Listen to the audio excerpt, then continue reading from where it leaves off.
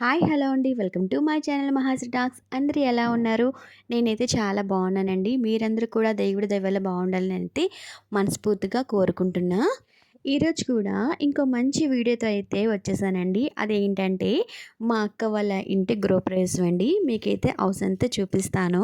Video చాలా బాగుంటుందండి. Video అనేది ఎక్కడ స్కిప్ చేయకుండా అయితే చూడండి. ప్లీజ్ అబ్బా, ఎవరైనా సబ్స్క్రైబ్ చేసుకోకపోతే సబ్స్క్రైబ్ చేసుకోండి. మీరు ఇచ్చి చిన్న లైక్ నా నా ఛానల్కి ఎంతో సహాయపడుతుంది. సరే, ఇంకా వీడియోలోకి అయితే వెళ్ళిపోతాము. గృహప్రవేశం చేసేటప్పుడు ముఖ్యమైన నియమాలు, ప్రతి ఒక్క జీవితంలో సొంతింటి కల అనేది ఉంటుంది కదా. కనీసం ఒక చిన్న ఇల్లైనా కట్టుకోవాలని చాలామంది అనేక రకాల కళ్ళకు అంటూ ఉంటాం కదండి. ఇంక కొత్త ఇల్లు కట్టుకున్న తర్వాత గృహప్రవేశం చేసేటప్పుడు అనేక రకాల సాంప్రదాయాలు పాటిస్తూ ఉంటారు. అయినా కొత్త ఇంట్లోకి ప్రవేశించేటప్పుడు ముఖ్యంగా కొన్ని నియమాలు అయితే ఉన్నాయండి. అలానే మన పండితులు అయితే చెప్తున్నారు. గృహ నిర్మాణం పూర్తయిన తర్వాత జ్యోతిష్యులు నిర్ణయించిన శుభముహూర్తంలో ధర్మపత్నితో అయితే మన గృహప్రవేశం అనేది చేయాలండి. అలాగే భార్య భర్తలు ఇద్దరు కూడా పట్టు వస్త్రాలు ధరించాలి. అలాగే ఆ దూడున్న ఆవునైతే కంపల్సరీగా తీసుకొని రావాలండి. ముందు ఆవు దూడ వెళ్ళిన తర్వాతే మనం కూడా గృహప్రవేశం అనేది చెయ్యాలి. మేమైతే ఎర్లీ మార్నింగ్ 4:00కి ముహూర్తం అండి. ఇక్కడ చూసారా, అక్క బావ గడప దగ్గర అయితే ఫస్ట్ పూజ చేసుకొని తర్వాత ఇలా గుమ్మడికాయ కొట్టి కొబ్బరికాయ కొట్టి అయితే కుడికాలు పెట్టి లోపలికైతే అడుగు పెట్టారండి. దేవుడి చిత్రపటాలను కూడా తీసుకొని వెళ్ళాలండి. వినాయకుడు, సత్యనారాయణ స్వామి వారు, అలాగే వాళ్ళ ఇంటి కులదేవతను కూడా తీసుకొని వెళ్ళాలి చిత్రపటాలు. అలాగే ఆవు దూడ కంపల్సరీగా ఉండాలండి. ఆవు దూడ ఇంట్లో అడుగు పెట్టిన తర్వాతే మనం వెనక వెళ్ళాలి. అలా చూసారా, 3 టైమ్స్ అయితే తిరుగుతారు. ఆవు దూడ వెనకాతల మనం కూడా తిరగాలి.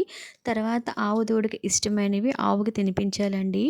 అటుకులు, బెల్లం, అరటిపళ్ళు ఇలా ఏమైనా తినిపించవచ్చు. తర్వాత అప్పుడు పాలనేవి పొంగించుకోవాలి. అలాగే ఇంటి యజమాని గృహప్రవేశం భాగంగా అగ్ని ప్రతిష్ఠ చేసి పాలు పొంగించాలండి. పాలు పొంగించిన తర్వాత క్షీరాన్నం అంటే పరమాన్నం అనేది నైవేద్యంగా చేసి నైవేద్యం అయితే పెట్టాలండి.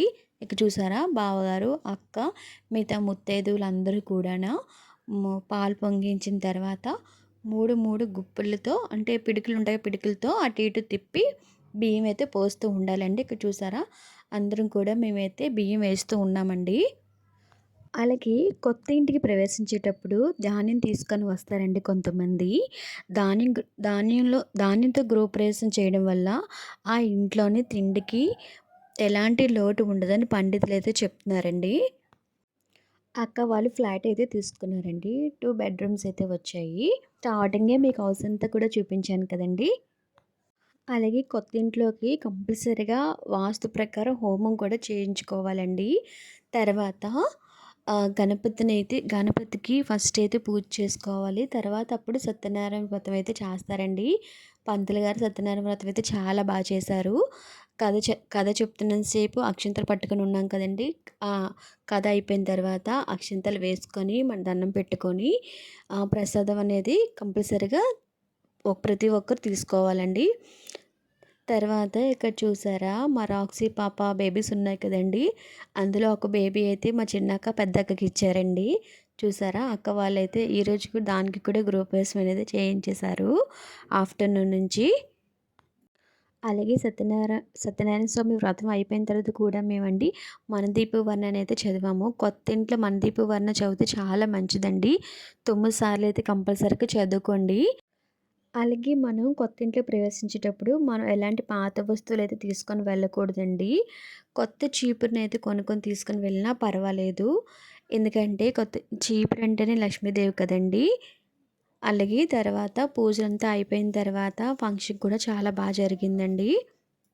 ఇంకో విషయం చెప్పడం మర్చిపోయాను. గృహప్రవేశం తర్వాత 3 రాత్రులైతే అక్కడ నిద్రపోవాలండి. అంటే 3 రాత్రులైతే అక్కడ పడుకోవాలి కంపల్సరీగా గృహప్రవేశం తర్వాత.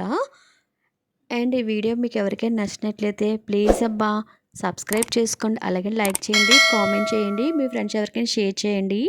అలాగే పక్కనున్న బెల్ కొట్టడం మర్చిపోవద్దు. అప్పుడే నేను వీడియో చేస్తే మీకు నోటిఫికేషన్ అనేది వస్తుంది.